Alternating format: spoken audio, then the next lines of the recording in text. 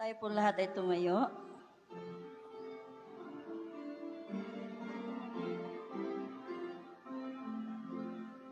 Nagliwanag ang paralang Sabado, nakamit na ang layunin nito. Nagtagumpay ang mapalad na pag-asa pagkat si Jesus ang nangunguna. Buhay ng Sabadong eskwela, siya ang puso ng iglesia. Malaguta, ayo't nagbubunga sa mabuting pabalita. Makibahagi ang bawat isa, manalangin huwag magduda, sapagkat ang Diyos ang siyang kasama, naghihintay gantimpala. Tuwing Sabad, walang huli-ulilibat, balaw, leksyon ang karalan. Tuwing ang Sabadong eskwela, siya ang puso ng iglesia.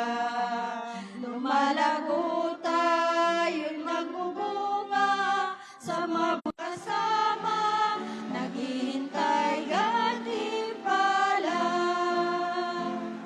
Bawat isa ay may kanyang disipulo, ilapit sa pangalan ni Kristo. Kapangyari ng banal na Espiritu, siyang tatapos sa walang mundo. Buhay ng Sabadong eskwela, siya ang puso ng iglesia. Lumalago tayo't nagbubunga sa mabuting pabalita. Makibahagi ang bawat isa, manalangin huwag magduda, sapagkat ang Diyos siya ang kasama, naghihintay gantimpala. Sapagkat ang Diyos siya ang kasama, naghihintay gantimpala.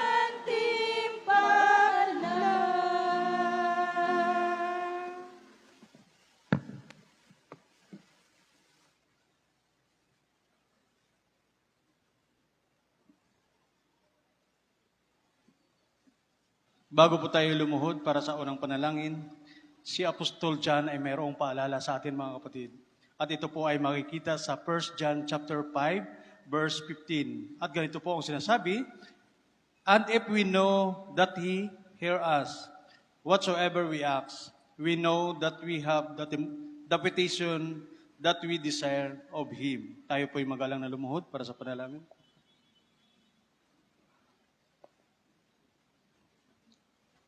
Ama naming Diyos na ang tahanan ay nasa mga langit, Diyos na punong-puno ng pag-ibig at pagpapatawad sa kanyang mga anak. Sa umagang ito, Panginoon, patuloy po namin kayong dinadakila, patuloy po namin kayong sinasamba, patuloy po namin kayong pinasasalamatan sapagkat kayo'y napakabuti. Sa buong isang linggo, Panginoon, na aming pagpunyagi sa sanbutang ito, tunay na ang pamamatnubay ng banal na Espiritu ay patuloy naming naranasan. Kaya nga po, Panginoon, kami po ay nagwagi sapagkat narito kami sa araw ng Sabat na ito na kung saan ay patuloy naming sinasariwa at pinupuri ang inyong dakilang pangalan. Sa aming paglilingkod sa umagang ito, Panginoon, inaanyayahan namin ang inyong banal na Espiritu, naway buksan ang aming puso't isipan upang ang mga salita na maririnig namin umpisa umaga hanggang hapon, Panginoon, ay manatiling sariwa sa amin. At higit sa lahat, Panginoon, ito ay magpapalakas at magpapatibay ng aming pananampalataya sapagkat alam namin, O Diyos, na kayo'y nariyan lamang na anumang daranasin ng inyong mga lingkod ay patuloy kayong gumagabay sa bawat isa sa amin. Nawa ang paglilingkod namin ito, Panginoon, bakuran nawa ng kapayapaan upang ang paglilingkod namin ito ay maging kaaya-aya at kalugod-lugod sa inyong banal na harapan. Patuloy rin kong inilalapit sa inyo, Panginoon, ang lahat ng mga may partisipasyon sa umagang ito. Bigyan nawa ng karunungang makalangit upang sa ganoon ang aming paglilingkod na ito, Panginoon, ay maging masigasig at magiging matatag sa lahat ng oras. O Diyos, inilalapit ko rin po sa inyo ang aming mga kapatiran sa buong sanlibutan na kung sila man ay patungo sa inyong bahay-sambahan, nawa patnubayan sila ng banal na Espiritu, nawa makarating sila sa inyong bahay-sambahan na maayos at ligtas sa lahat ng oras at higit sa lahat, Panginoon. Sama-sama kaming magpupuri at maglilingkod sa araw ng Sabat na ito. O Diyos, anuman ang aming kahinaan, anuman ang aming pagkukulang, anuman ang aming pagkakamali, taos puso po namin itong inilapit sa inyo, sapagkat kayo'y mayaman sa pagpapatawad at mayaman sa pag-ibig sa bawat isa sa amin. Ang lahat ng ito, Panginoon, ay taos puso kong hinihiling at pinasasalamatan sa matamis na pangalan ng aming tagapagligtas na si Jesus. Amen.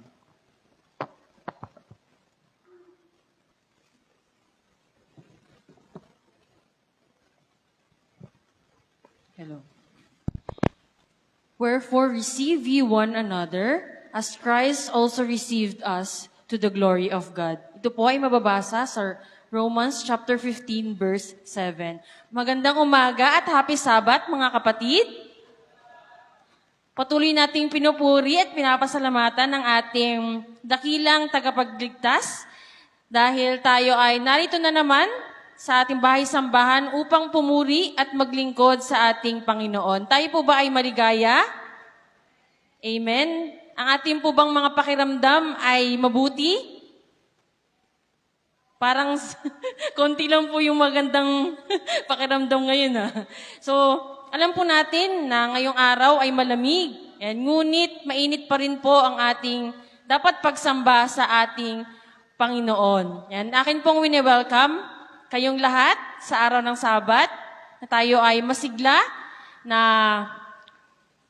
maglingkod at magsamba sa ating Panginoon. At binabati ko rin po ng Happy Sabat ang ating nanonood po sa ating FB Live, sa ating FB page ng ating iglesia. Pinapasalamatan ko po ang mga maagang mga participants yan sa araw ng Sabat na ito. Pagpalain po kayo.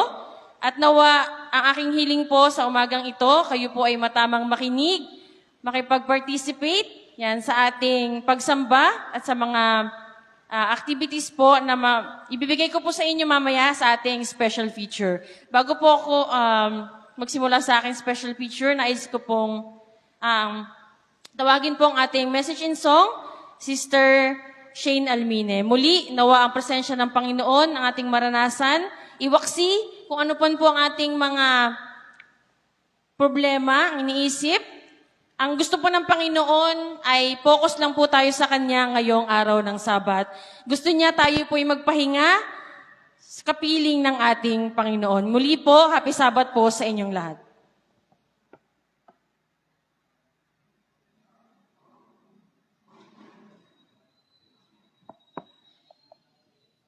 Psalms 89 verse 1.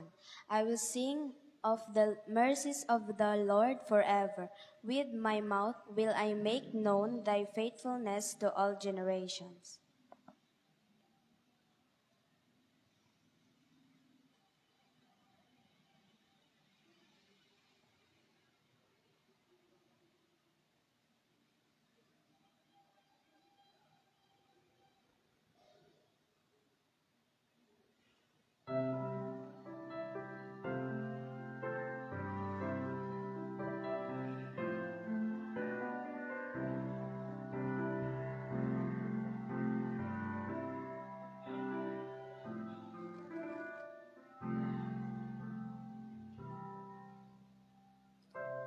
God before us, God beside,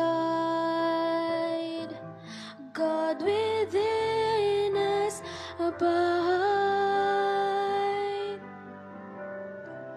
God in heaven and in this place, Father, we commit to you this day.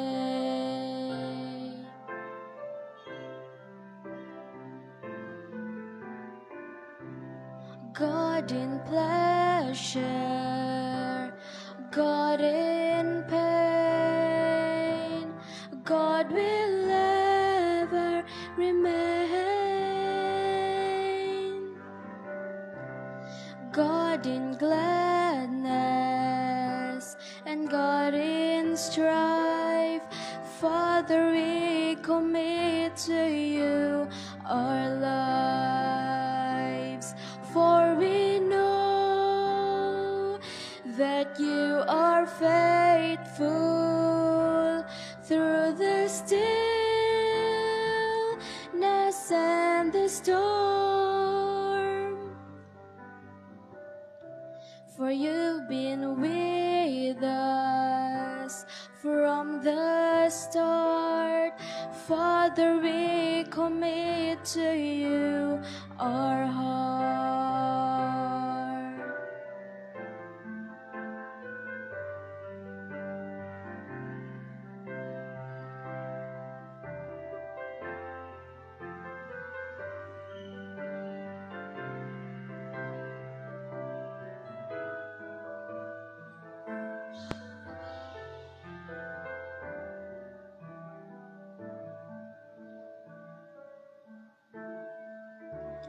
God in pleasure, God in pain, God will ever remain. God in gladness and God in strife, Father, we commit to you our lives, for we know that you are faithful through the stillness and the storm. For you've been with us from the start. Father, we commit to you our heart, for we know that you are faithful through the stillness and the storm. For you've been with us from the start. Father, we commit to you our heart. Father, we commit to you our heart.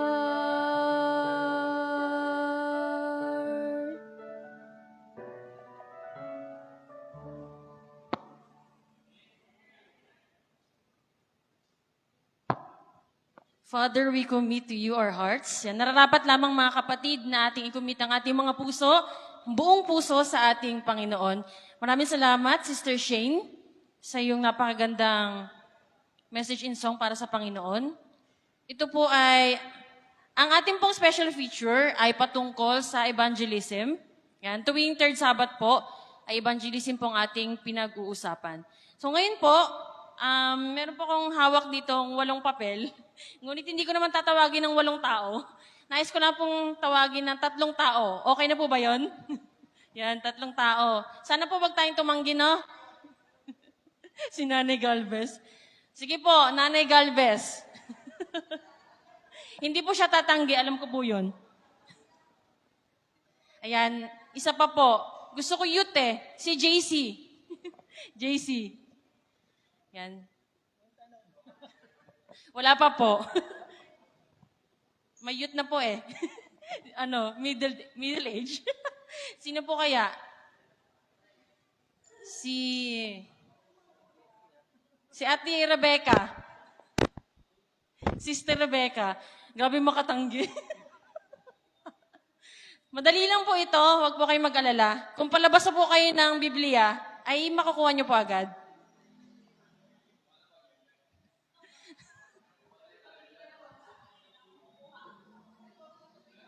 Ayan po. Makukuha niyo naman po ata ito ng 5 minutes or 3 minutes. Ito po ay isang verse sa Bible. Yan, mamaya po ay sabihin niyo po kung anong sa matatagpuan nito pag nabuo niyo na po. Ito po ay 8, so i-arrange niyo po siya sa pagkasunod-sunod. Okay, start na po tayo. Sino pong...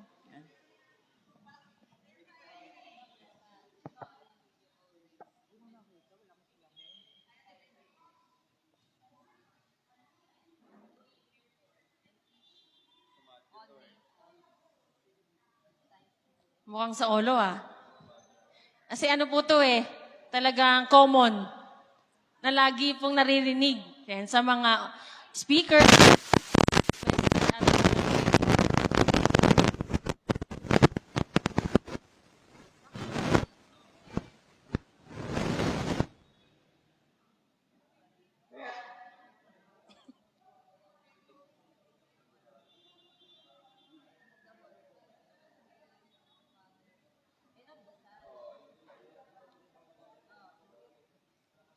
Sino pong magbabasa? Saan po matatagpuan nito mga kapatid? Sa Matthew yan, di ko lang alam kung anong verse. Go ye therefore and teach all nations, teaching them to observe all things whatsoever I have commanded you, baptizing them in the name of the Father and of the Son and of the Holy Ghost. And lo, I am with you always, even unto the end of the world. Amen. Mali po. Mali po, di ba? Basahin niyo po ulit ng Basahin mo, Tibek. Mali po. Ulitin niyo ulit. Ayusin niyo po ulit. Mali po.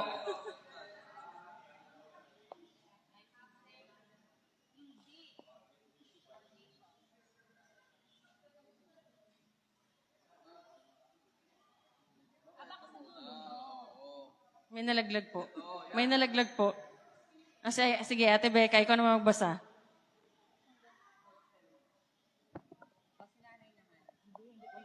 Makita. Go ye therefore and teach Go ye therefore and teach all nations, baptizing them in the name of the Father and of the Son and of the Holy Ghost, teaching them to observe all things whatsoever I have commanded you. And lo, I am with you always, even unto the end of the world. Amen. Yan, very good. Amen. At saan po matatagpuan? Hindi niyo pa rin alam? Matthew chapter 28 verses 19 to 20. Ayan. And ito po yung tanong ko sa inyo. Ayan. Nahirapan po ba kayo? Nahirapan po ba kayo? Hindi naman masyado. Sila taga. Nahirapan po ba kayo sa pag-arrange? Hindi naman masyado. Nalito lang. Ayan. So kasi ito po ay common at lagi natin naririnig. Madali po itong i-arrange, ngunit madali po ba itong gawin? Or gawing i-act po yan? JC, para sa'yo, madali ba itong i-act yung nandun sa verse, sinasabi ng Panginoon? Well, sabi ni Ellen White, there are great harvests but few laborers. So, kung ibig sabihin nun, hindi siya madali, no? At for sure, madami struggles para mangyari yan. But with the blessing of the Holy Spirit, I'm sure kaya natin gawin lahat yan. And amen. So, ito ay hindi talaga madali mga kapatid. Ito ay kailangan ng pananampalataya unang-una sa Panginoon. Kayo po, ano po ang masasabi niyo po, nanay, yan, ngayon, na ang evangelism po ay napaka-importante sa panahon ngayon. Yan, sapagkat ito po yung ang kinumand sa atin ng Panginoon. Ano po yung naalala niyo po na tumatak sa inyo na evangelism po naganap dito sa church? Meron po ba kayo naalala? Yung palaging, di ba, gumaganap tayo dito ng mga, yun nga, yung hindi ko maisip Oo, mga medical mission, mga ganon. Kaya maraming naitutulong yun sa ating mga kapitbahay, mga na hindi kakapananampalataya. Malaking yun sa atin, parang mission natin sa kanila, mga medical mission. Ayun po. So, isa po yun sa evangelism. Hindi lang po yung makikinig tayo sa speaker. So, maraming pong mga bagay yan, katulad ng medical mission, ay nakakapag-evangelize po tayo sa mga tao. Lalo na po, yan sa medical din po yan, nakakatulong sa kanila. Ayan. So, thank you po. Napakaganda po. Oh, Sister Becca, bawal pong umalis. Wait lang. Ayan. Ano naman po yung panawagan mo sa ating mga kapatid about sa pag-preach po ng gospel ng Panginoon? Ano yung panawagan niyo po? Yung parang ano mo sila, i-encourage.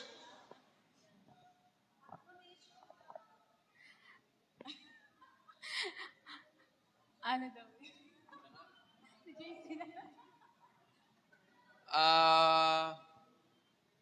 Nabasa ko po sa messages to young people, mga kapatid, na kung saan man tayo magpunta, be a light bearer, no? Huwag tayo maging indecisive at easily swayed sa temptation ng mundong ito. In that way, ang mga tao nakapaligid sa atin, curious sila eh. Ano kaya meron sa taong to? Ba't ang bait nito? Bakit may principle, may prinsipyo yung tao, hindi basta-basta pumapayag sa kung saan-sang kalagayan man o bagay na hindi maganda. Yun po, yung ano siya eh, hindi naman siya panawagan eh, pero in that way, baka magtanong sila, una-una, ganun, no? Makikita nila eh, tapos makakurious sila. So, aalamin nila yon. Pero, this will serve as a reminder for us, no? Lalo sa ating mga Adventists na yung pag-grow din natin sa character, yung laging pagpipray para, ano yan?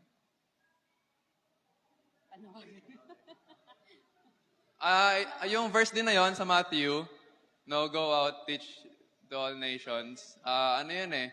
Ngayon kasi mga kapatid, may online na, no? Pero may mga lugar kasi na hindi natin kayang abutin or hindi kayang abutin ng internet. Kaya maganda pa din or maging ugali natin na mag-reach out sa mga tao physically.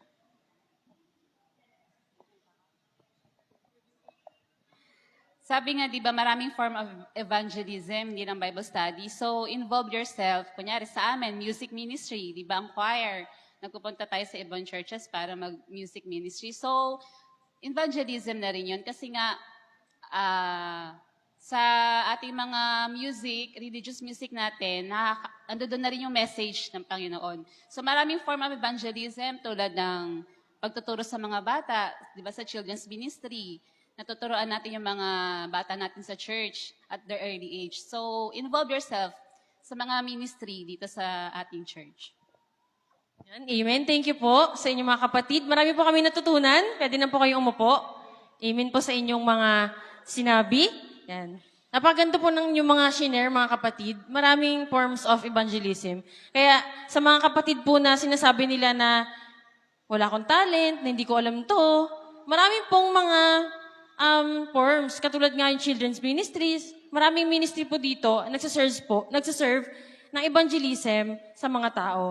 So, akin po muling babasahin, yan, lagi po natin tandaan ito, lagi kinokoman sa atin ng Panginoon, na nararapat po na gawin natin sa mga panahon ngayon. So, marami pa po kasing mga gawain na dapat nating gawin at marami po tayong tao na dapat ma-reach at maidala po sa paanan ng ating Panginoon. Muli, ating tandaan sa Matthew chapter 28, verses 19 to 20, Go ye therefore and teach all nations, baptizing them in the name of the Father and the Son, and of the Holy Ghost, teaching them to observe all things whatsoever I have commanded you. And lo, I am with you always, even unto the end of the world. Amen. So sa ating pong paggawa ng gawain ng Panginoon, lagi po siyang nandiyan sa atin at hindi po tayo iiwan, sapagkat, syempre po, kailangan nandyan ang ating Panginoon upang magawa po natin ang gawain pong kanyang pinapagawa sa atin. Nawa ang simpleng special picture na ito ay nakapagbigay sa inyo ng malaking blessing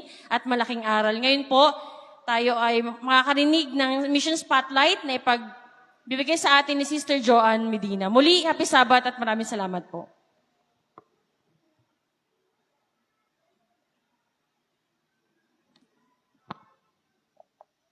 Hello. Yan, happy Sabbath muli sa ating mga kapatid.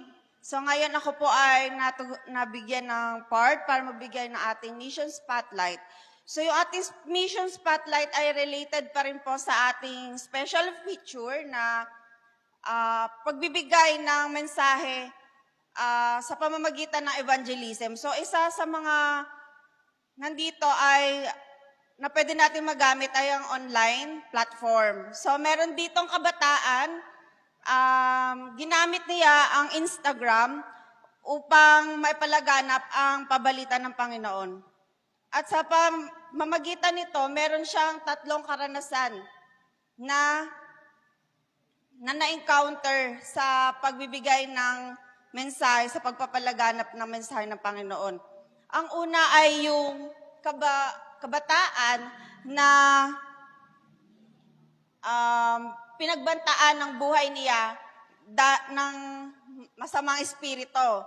Kumbaga, nagpakilala siya na siya ay Diyos, at marami na daw siyang pinatay. Siyempre, kung kayo po, di ba, parang matatakot kayo na yung masamang espiritu ay pinagbabantaan ng inyong buhay at isa pa, kaya niyang pumatay.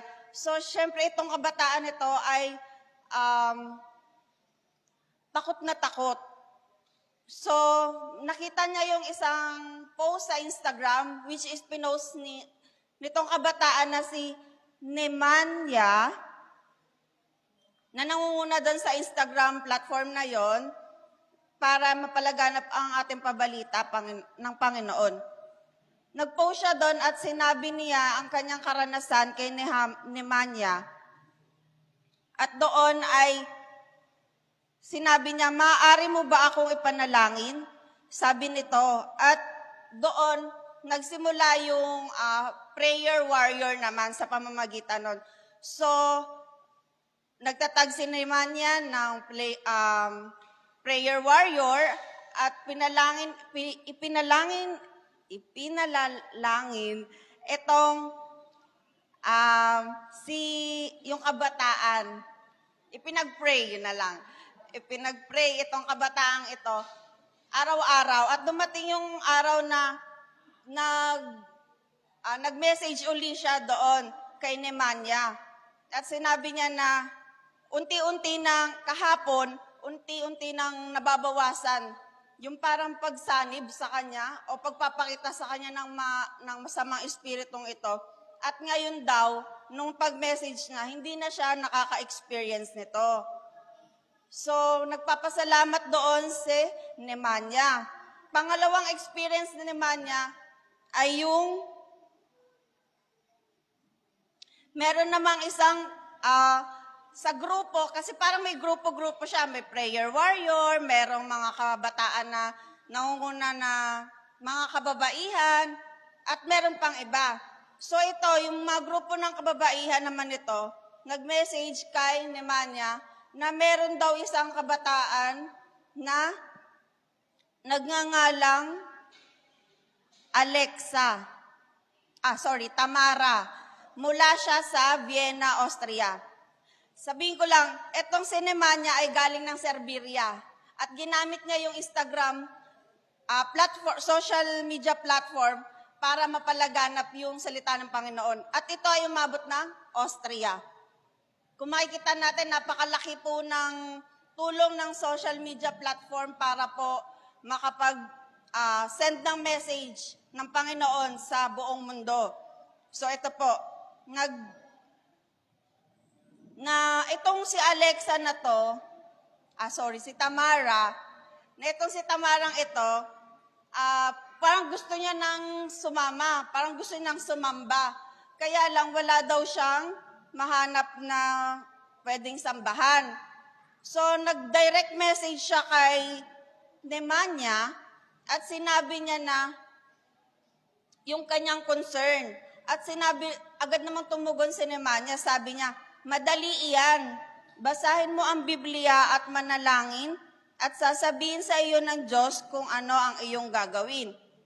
So si Tamara, ginawa niya yung instruction ni Nemanja.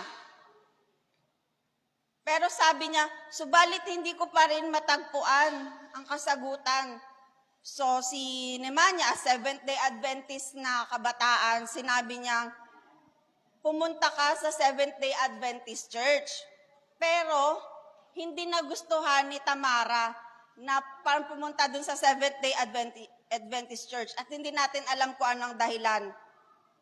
Nung mga isang araw, sabi ni Tamara na wala siya mahanap, nag-iikot siya, naghanap siya ng mapaparkingan kasi parang gusto niya nalang pumunta sa ibang simbahan, doon na lang siya attend. And wala siyang mahanap, ikot-ikot, ikot doon, ikot dito, wala siyang mahanap na maparkingan hanggang sa makita siya ng isang kabataan na Adventista din. At doon ay dinala siya para makasamba siya ng Sabado.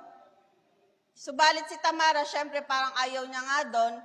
At ito naman ay pinalangin din ng kabataang itong nag-aya sa kanya.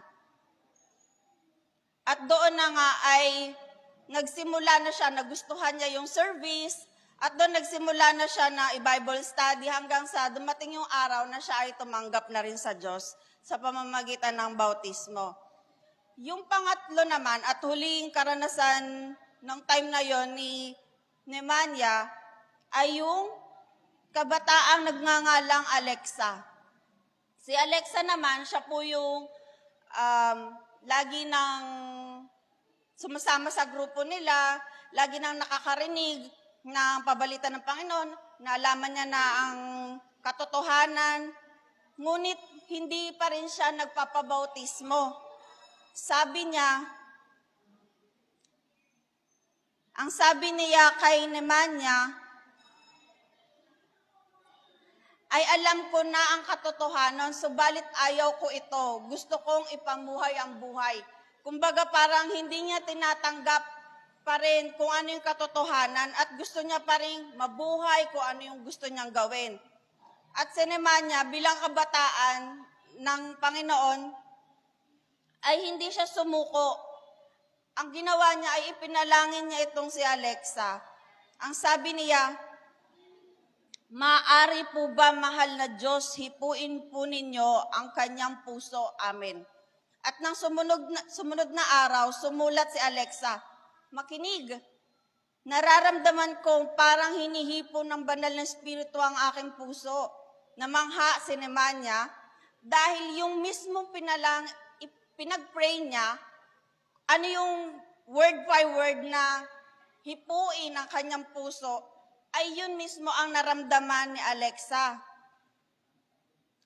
At ano pa, sabi niya, mas maganda kung isinulat ko, gusto kong bumalik. Sabi niya, parang ipinag-pray niya na gusto kong bumalik siya sa grupo. At ayun nga ang nangyari. Yun yung ipinag-pray niya. So, dumating yung panahon na tinanggap niya na rin ang ating Panginoon sa pamamagitan ng bautismo. At doon na nga, ang ating 13th Sabbath offering ay doon nagagamit sa platform na yon at sa pagpapalaganap ng mensahe ng Panginoon sa pamamagitan ng Instagram or IG. Kaya't napakalaki pong tulong ng ating 13th Sabbath offering sa ating mga kapatid sa iba't ibang bansa. Kaya in-encourage ko po kayo na patuloy po tayong maghandog sa Panginoon sa pamamagitan ng pera or anything na maaari pong makatulong sa pagpapalaganapan ng mensahe ng ating Panginoon. Yun lamang at happy Sabbath.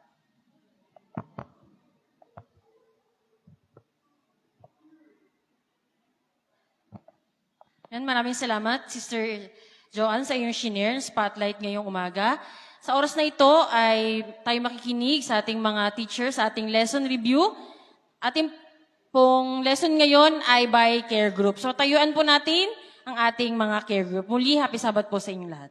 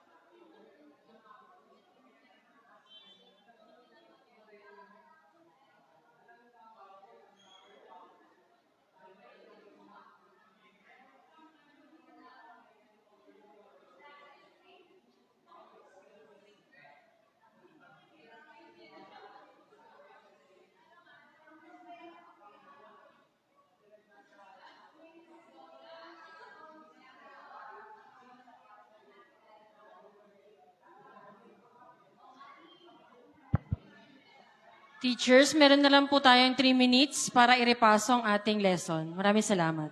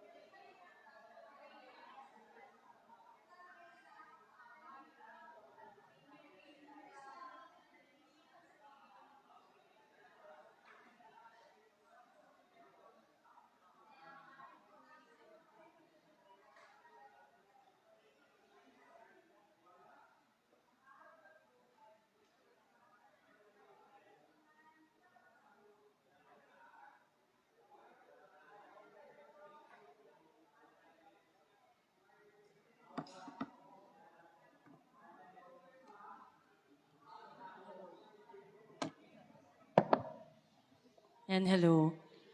Thank you so much po sa ating mga teachers na nanguna para sa ating lesson study ngayong umaga, araw ng Sabat. Alam ko po marami tayong natutunan at kulang ang ating oras. Yan, meron pa po tayong muling pagkakataon next Sabat sa ating pagrerepaso. Kaya tayo po ay mag-aral at makashare po tayo sa ating care group. Ayan. Ngayon po pagkakataon ay nais ko pong i-recognize ang nag-celebrate ng kanilang birthdays, baptism, or wedding anniversaries. Mula July 9 to 15, tama po ba? July 9 to 15, meron po bang nag-celebrate sa inyo ng birthday? Wedding anniversary or baptism? Inanyayahan ko po kayo dito sa harapan. Ang Sabbath School po ay may ibibigay sa inyong token. Wala po. Sa first-time visitors, meron po. Wala din. Wala po. Last call. Celebrate po, wedding anniversaries, baptism, birthday. Meron pa po kayong pagkakataon. Wala. May mga visitors po ba tayo ngayong umaga? First-time visitor or visitors? Yung nag-visit na po sa atin sa mga nakaraang Sabado, meron po ba? Okay, wala. Okay, tayo po ay dadako na ngayon sa ating closing song.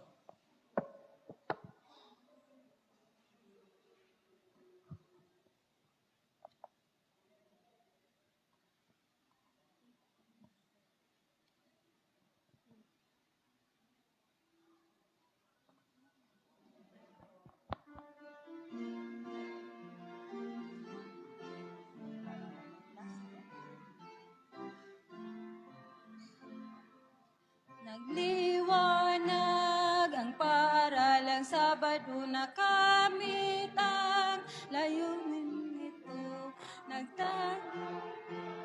Ang mapalad na pag-asa pagkat si Jesus ang nangunguna. Buhay ang Sabadong eskwela, siya ang puso ng iglesia. Lumalago tayo nagbubunga sa mabuting pabalita. Makibahagi ang bawat isa, manalangin wag magduda, sapagkat ang Diyos siya ang kasama, naghihintay gantimpala. Tuwing Sabado, walang huli-huli, liban dala Biblia, leksyon at awitan, handog at ikapo ay huwag kalimutan, araw-araw, leksyon pag-aralan. Buhay ang Sabadong eskwela, siya ang puso ng iglesia. Lumalago tayong nagbubunga sa mabuting pabalita. Makibahagi ang bawat isa, manalangin wag magduda, sapagkat ang Diyos siya ang kasama, magbibigay gantimpala. Disipulo ilapit sa paanan ni Kristo, kapangyarihan ng banal na Espiritu siyang tatapos sa gawaing mundo. Bawat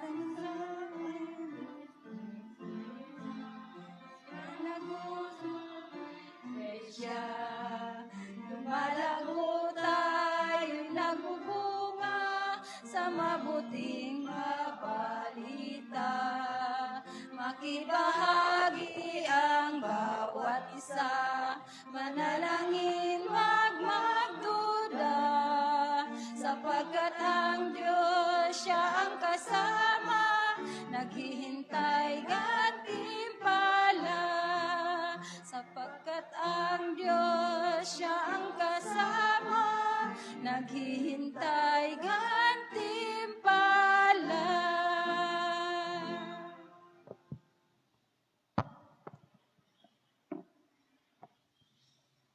Tayo manalangin. Panginoong Diyos, salamat po sa banal na araw na ito na kami ay nagtipon-tipon dito sa Bahay Sambaan upang purihin at aralin ang mga salita niyo, Panginoon.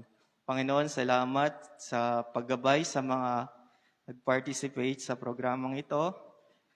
Salamat din, Panginoon, sa mga lessons na pinag-aralan namin kanina about sa sulat ni Apostol Pablo sa mga taga-Ephesus. Now, Panginoon, ito'y aral din sa amin, hindi lamang po sa mga Kristiyano noon, kundi sa amin at sa mga susunod na henerasyon. Panginoon, ang patuloy niyo po gabayan kami sa buong araw ito upang sambahin at purihin ka, Panginoon. Sa gabay po na inyong banal na Espiritu, kami ay magpatuloy sa aming pananampalataya sa inyo, Panginoon. Kung kami po ay nagkasala at nagkamali sa inyo, Panginoon, patawarin niyo nawa kami. Ito lamang po ang aming samot dalangin sa pangalan ni Jesus. Amen.